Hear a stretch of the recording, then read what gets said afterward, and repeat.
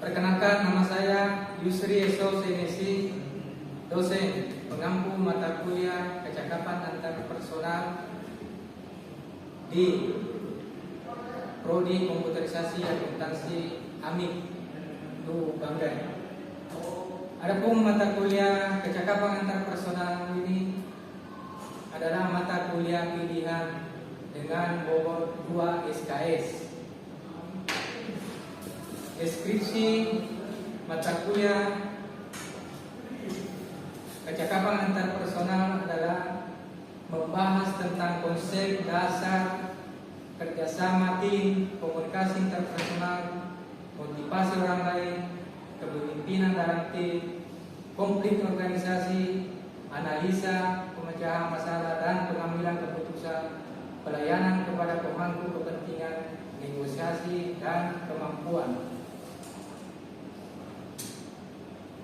Adapun CPNK yang pada mata kuliah ini adalah mahasiswa mampu menjelaskan aspek-aspek yang diperlukan dalam berhubungan dengan orang lain atau antarpersonal dan yang meliputi arti kecakapan antarpersonal, seni berkomunikasi efektif, keterampilan berkomunikasi, dan syarat keberhasilan, sukses dan tanpa kegagalan atau failure.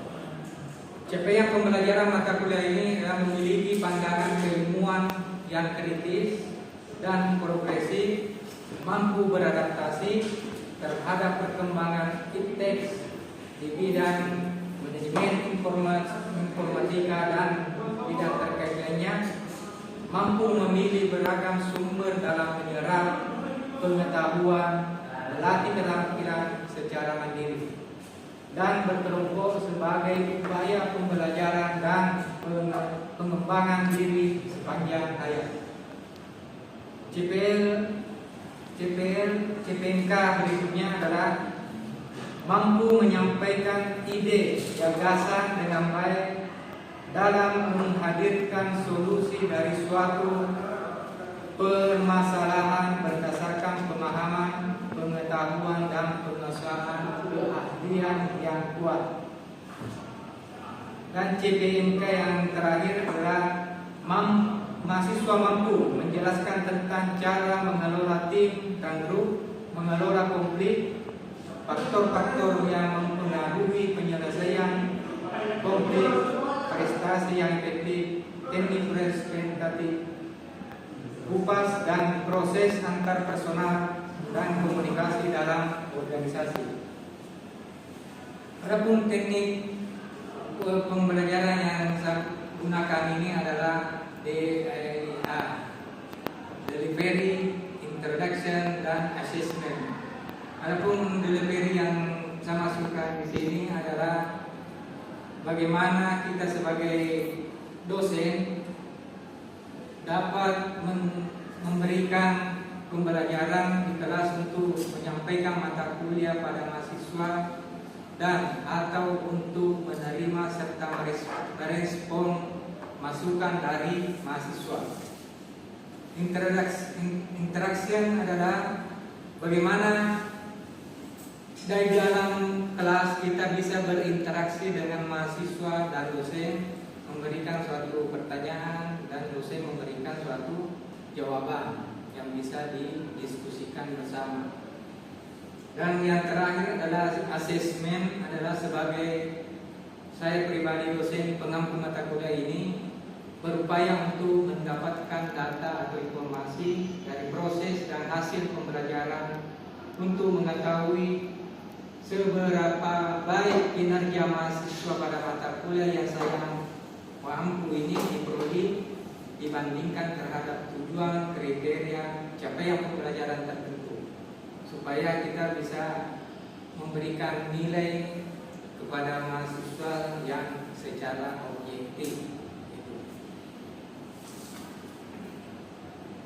Dalam kajian materi pembelajaran kecakapan antarpersonal ini saya sudah simpulkan sampai pertemuan ke-16 ini adalah pertemuan pertama adalah pengenalan adalah pertemuan dasar-dasar kecakapan antar personal dan komunikasi efektif. Pertemuan ketiga, syarat-syarat keberhasilan. Pesan pertama, menjadi pendengar yang baik, teknik memberi umpan balik, membujuk dan mengatasi masalah. Itu sampai pertemuan ke-8 saya ajukan tengah ujian tengah semester, ya. Dan pertemuan ke-9 setelah MIP, saya biasanya membentuk tim atau grup untuk diskusi dan membuat tugas makalah. Itu di pertemuan 9 atau pertemuan 10. Mengelola konflik ini ada sebagai 3 pertemuan. Pertemuan ke-11, ke-12, 13 dan 14-nya itu adalah presentase efektif dan proses antar personal dan komunikasi dalam organisasi. Itu sampai pertemuan 15, karena pertemuan 16-nya adalah ujian akhir semester. Adapun daftar referensi yang saya gunakan, ada pengantar ilmu komunikasi, ada kecakapan antar personal dari Prof Anwar Arifin, ada dari Prof Syangara, ya, ada dari Didik Lawrence, dan ada dari Samuel David. Ada beberapa ini. Nawawi Adari, ya.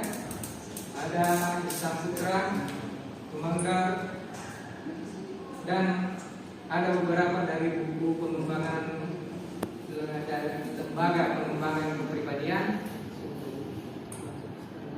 Itu. Dan media pembelajaran yang saya gunakan adalah papan tulis yang blackboard, LCD proyektor, laptop, dan biasanya tampilkan di layar adalah PowerPoint. Perhitungan persentase penilaian akhir mahasiswa, biasanya saya cara perhitungan persentase yang umum digunakan oleh institusi AMI di Banggai maupun di kampus lain dan sudah ditetapkan oleh sistem penilaian secara ketat, sehingga tidak bisa dirubah-rubah oleh dosen dalam sebagai berikut. Saya bisa ambil contoh absensi. Saya biasanya ambil 10%,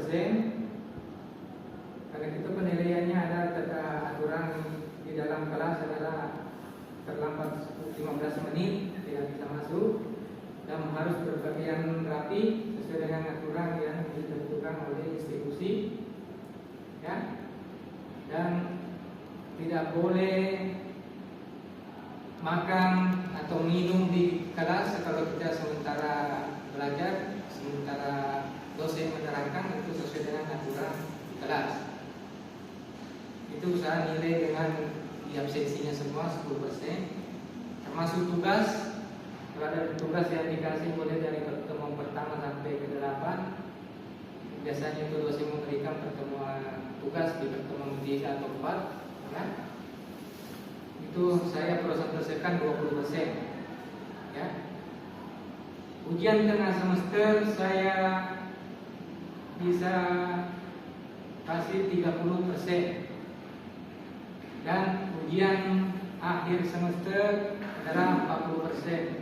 Jadi jumlah totalnya adalah 100% buat nilai mahasiswa yang betul-betul dia jalani sampai pertemuan ke-15 dan 16, ya. Karena apa yang kita berikan kepada mahasiswa di dalam kelas sesuai dengan referensi yang kita gunakan ini adalah bagaimana kita menerapkan CPR dan CPNK pada mata kuliah ini dan implementasinya pada saat saya melanjutkan pada video pembelajaran saya berikut ini.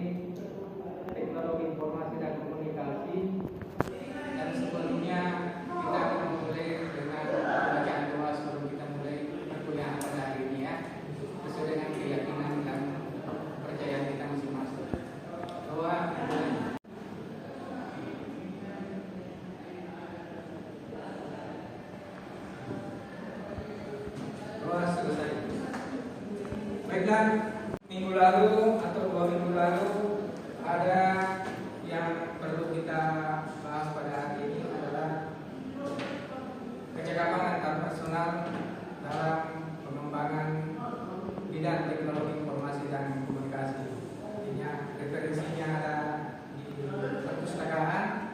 Minggu lalu saya sudah suruh, ada nggak referensi yang ada di perpustakaan? Bukunya sudah pinjam? Ada? Ya. Baik. Karena semua dosen itu menginginkan kalau mahasiswanya membuat atau mengambil referensi yang ada di perpustakaan, ya, supaya kita juga ada interaksi dari mahasiswa dan dosen untuk melanjutkan materi berikutnya. Baik. Ada nggak yang mau memberikan pertanyaan sesuai dengan materi yang minggu lalu atau 2 minggu lalu? Saya Pak. Ya.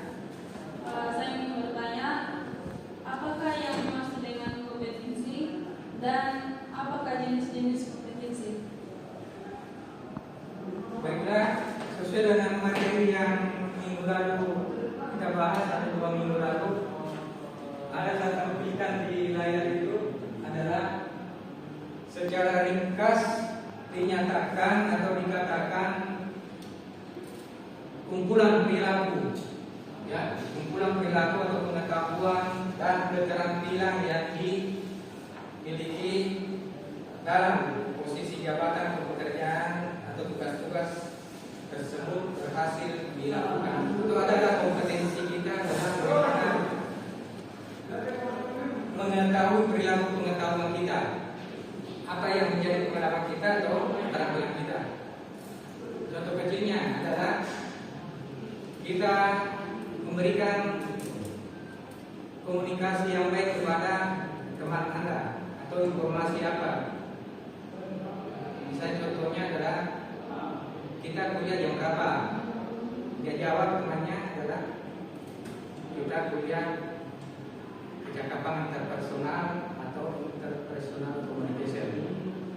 Ya, itu adalah keterampilan kita dalam mengetahui kecakapan kita mempunyai kompetensi yang kita miliki. Terus yang kedua adalah kemampuan atau keahlian yang lebih dan sekedar keterampilan dengan melibatkan pemahaman atau proses mental yang terjadi dalam jangka waktu tertentu dalam pengetahuan dalam menentukan kegagalan seseorang dalam bekerja. Ya. Tingkatkan adalah kemampuan kita mengasah atau proses mental untuk menjadi yang jangka waktu tertentu. Adapun yang bagian C dibentuk oleh interaksi antara faktor bawaan dengan faktor pengalaman. Ada menjadi faktor pengalaman dan faktor yang kita ambil sebagai pengalaman yang paling berharga adalah bagaimana kita meningkatkan komunikasi yang baik di lingkungan keluarga, kelompok maupun di tetangga-tetangga atau teman-teman. Ya. Ini bisa kita lihat di kelompok B adalah ke dalam beberapa klaster berdasarkan ciri-ciri yang menonjol dan untuk serta saling berhubungan satu sama lain. Ada saling keterkaitan antara kecakapan antar personal menuju ke kecakapan antar kelompok, antar budaya, ya, keseluruhan untuk meningkatkan kita punya pengalaman dalam meningkatkan komunikasi antar personal. Bagaimana dengan jawaban yang saya berikan? Bisa dipahami atau dimengerti? Terima kasih. Baiklah, ada yang mau kasih kesempatan untuk bertanya lagi yang sesuai dengan materi minggu lalu? Saya mau bertanya, apa yang dimaksud dari komunikator serta apa yang dimaksud juga dengan komunikan? Komunikator dan komunikan, ya. Nanti saya jelaskan komunikator. Nah, komunikator.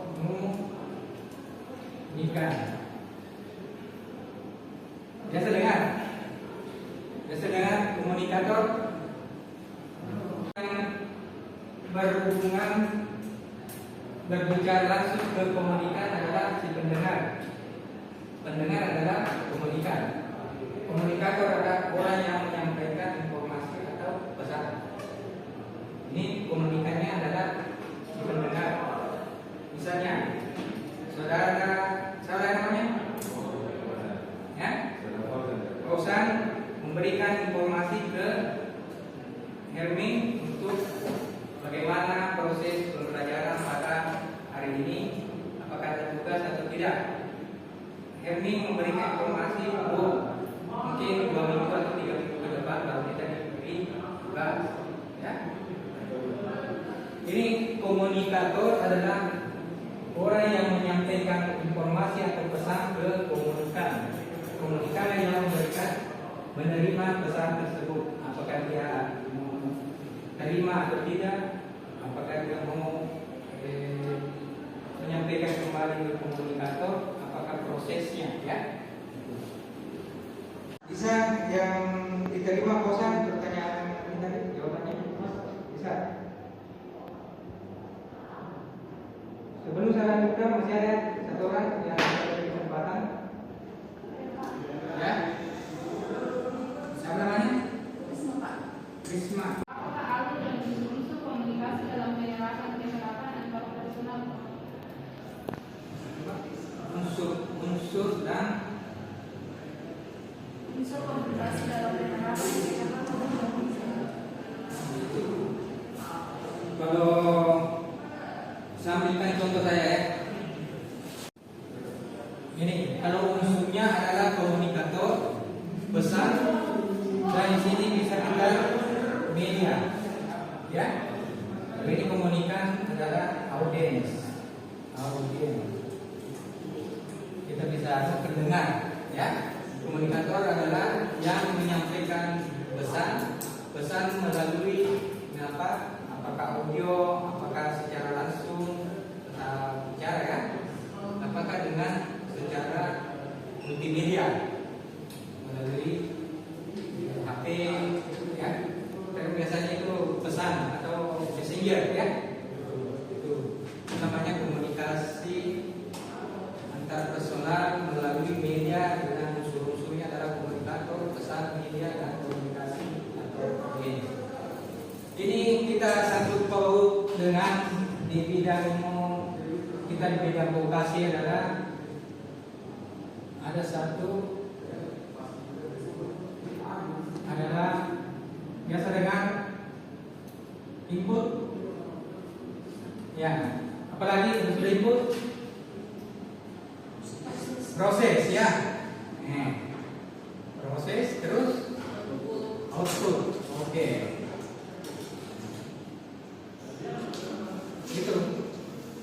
Kalau kita kaitkan dengan kecakapan antar personal dalam bidang teknologi informasi atau bidang vokasi, kita yang sekarang ini adalah inputnya adalah proses data untuk diinput ke dalam proses, ada namanya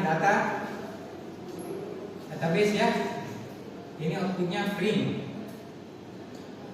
Ini input data ke database, itu diproses dan outputnya adalah print. Sama dengan kita komunikator, menyampaikan pesan melalui media dan didengar oleh audiens atau komunikan.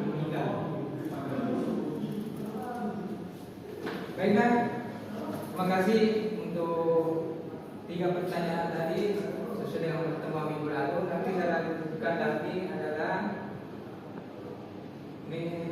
materi minggu ini adalah teknologi di bidang informasi dan komunikasi atau undang-undang ITE, ya. Ada yang mau bertanya mengenai teknologi informasi dan komunikasi berbasis cybercrime dalam bidang teknologi informasi yang marak selama ini? Ada? Ada?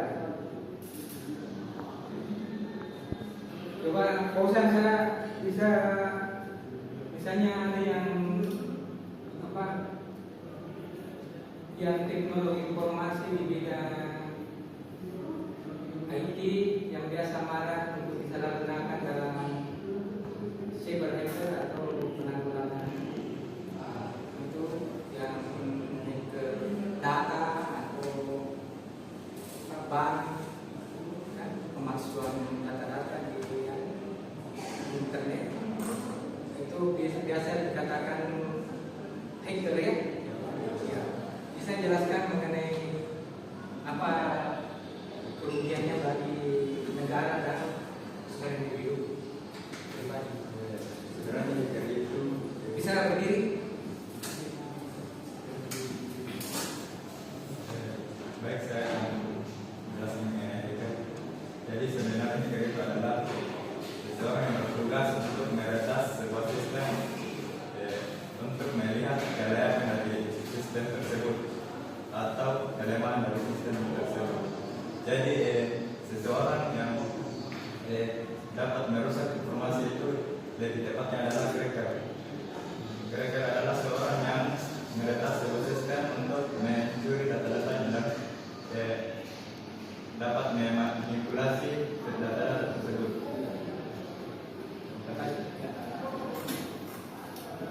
Menurut Undang-Undang ITE yang ditampilkan pada layar ini adalah nomor 11 tahun 2008 dibuat sesuai dengan Undang-Undang Transaksi ya, dan diperbarui pada tahun 2016 itu atas Undang-Undang dari nomor 11 nomor 28 tentang informasi dan transaksi elektronik. Memberikan informasi dan komunikasi kepada halayak harus beradab dan beretika. Tetapi jangan kita menyampaikan informasi hoax atau tidak benar kepada halayak kalau tidak mau ditangkap atau ditahan oleh aparat. Karena sudah ada undang-undangnya, ada aturannya. Ya, kalau kita mau bermedia sosial dengan baik, kita namanya beretika dan beradab. Itulah kita menerapkan dalam mata kuliah ini kecakapan antar personal, bukan secara individu saja, tapi ada menyebar ke antar budaya, antar kelompok, ya, supaya kita tetap menjaga namanya solidaritas. Bagaimana kita menggunakan media teknologi informasi dan komunikasi dalam penerapan kita sehari-hari, ya, tetap beretika dan beradab. Ada yang lain yang mau memberikan masukan atau pertanyaan sesuai dengan keadaan politik kita, komunikasi yang berkembang selama ini, atau politik komunikasi politik, ya, ada macam-macam kita punya komunikasi budaya, antar kelompok, supaya kita bisa mengembangkan namanya kecakapan antar personal ini bukan hanya secara individu, tapi individual, ya. Terus banyak-banyak membaca referensi yang ada di perpustakaan kita. Kalau bisa masuk jadi anggota, kita baca referensinya dan kita kembangkan di luar. Apa yang marak berita-berita selama ini di media sosial, kita bisa praktekkan dengan namanya implementasi dalam penerapan kecakapan antar personal teknologi informasi komunikasi. Karena ini mata kuliah kecakapan ini semua prodi yang ada di AMI adalah komputer akuntansi dan manajemen informatika. Jadi dua mata kuliah, dua prodi ini menerapkan mata kuliah kecakapan karena pada saat dia praktek dia menerapkan kuliah kerja yang nyata atau KKLP, dia bisa berinteraksi dengan masyarakat, ya, supaya kita bisa mengimplementasikan namanya ilmu kecakapan interpersonal di masyarakat.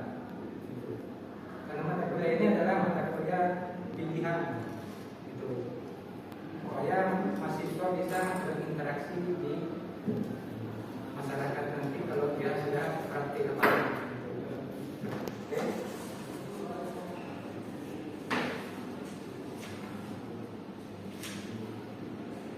Adalah pengertian pengertian tangkap tangan atau OTT yang biasa kita marah di media massa ya. Itu biasa kita lihat pejabat-pejabat yang ada bukti elektronik, itu bisa kita jadikan contoh juga dalam kehidupan kita sehari-hari, dan pengimplementasiannya dalam praktek teknik teknologi informasi dan komunikasi. Makanya ada bukti yang sah, ya, ada.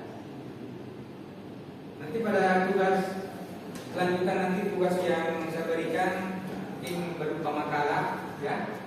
Satu makalah bisa 2 orang, 3 orang, 1 kelompok, nanti prosesnya di 2 minggu atau 3 minggu ke depan untuk pertemuan 5 sampai 7.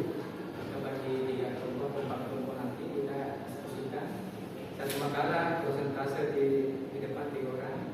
Nanti kita memberikan masukan atau sanggahan pertanyaan kepada kelompok, ya. Mungkin judul materinya nanti atau makalahnya nanti lain ya. Nanti saya kasih setelah saya lihat kondisi keadaan di negara kita, nanti saya kasih tulis judul materi atau makalah apa yang akan dibahas. Oke?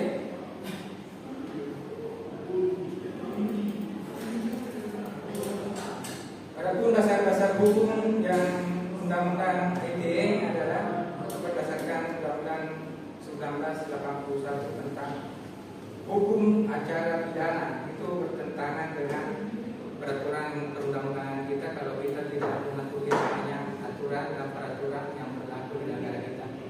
Sama yang diterapkan di Mahkamah Konstitusi baru-baru ini adalah umur calon wakil presiden atau presiden itu minimal 40 tahun, ya. Itu sudah ada ketentuannya 40 tahun. Kok dipaksakan untuk diajukan hanya umur 36 tahun? Itu adalah namanya bagaimana kita berkomunikasi politik yang baik, ya. Sudah ada aturannya, masa mau dilanggar? Sudah ada aturannya kan, undang-undangnya. Gitu. Yang kita, misalnya kalau kita masuk sebagai mahasiswa, sebelum masuk kuliah kan ada mengisi KRS, ada membayar isi KRS, ya, memilih pembimbing akademik dan menyetor di BAK. Gitu. Kan ada aturannya semua, tata cara, prosedur. Sama dengan kita punya mata kuliah kecakapan interpersonal, ada rentetan materi yang bersangkutan dengan mata kuliah lainnya. Misalnya pendidikan kewarganegaraan dan Pancasila, atau ada mengantar teknologi informasi, ada interaksi manusia dan komputer. Dan mungkin semester 7 atau 8 nanti ada namanya etika profesi. Itu namanya ilmu komunikasi itu untuk berkembang terus sampai kita menerapkannya nanti di lapangan pekerja, mulai dari kita praktek, itu kita bersosialisasi dengan masyarakat, ya. Oke. Sampai hari ini masih ada yang mau tanyakan? Nah? Atau dengan situasi keadaan negara kita dalam bidang komunikasi politik, ya, tentang budaya, ada. Tolong ke kelas bosan, edarkan dulu sini. Ya, ya. Karena sudah lewat 15 menit, teman-temannya sudah tidak ada lagi. Dilanjutkan.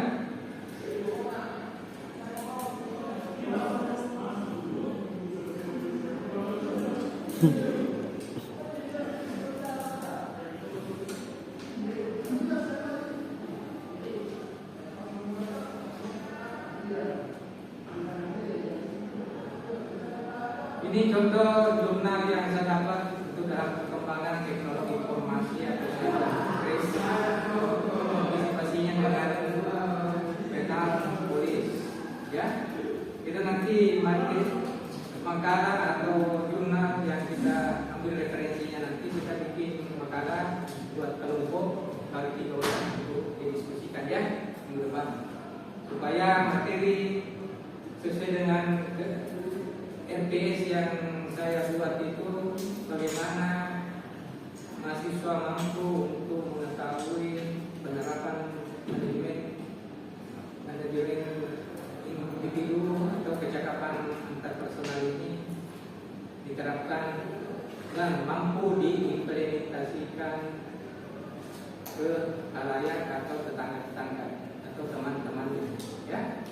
Itu penerapannya dapat diimplementasikan nanti di kehidupan kita sehari-hari ya.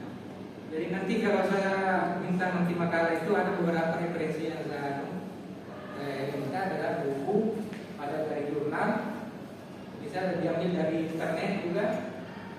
Penting ada sumbernya kan, supaya kita bisa saling menguatkan di situ untuk penelitian ini adalah bagaimana implementasinya di lapangan.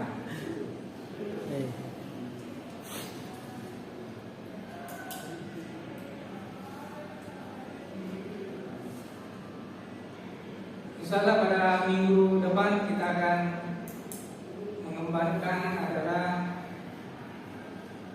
pengembangan diri dalam implementasi kecakapan interpersonal ya. Insyaallah minggu depan kita bisa lanjutkan pertemuan mata kuliah kecakapan interpersonal ini, karena mata kuliah ini hanya 2 SKS sebagai mata kuliah pilihan ya. Sebelum saya akhiri dengan ucapan alhamdulillahirabbil alamin. Aksinya sudah? Sudah? Mudah-mudahan teman-temannya yang belum ada buku referensi yang dia baca, baru masuk sebagai anggota perpustakaan supaya bisa pinjam buku ya. Supaya kita betul-betul ada, kita punya referensi untuk mata kuliah kecakapan interpersonal. Terima kasih.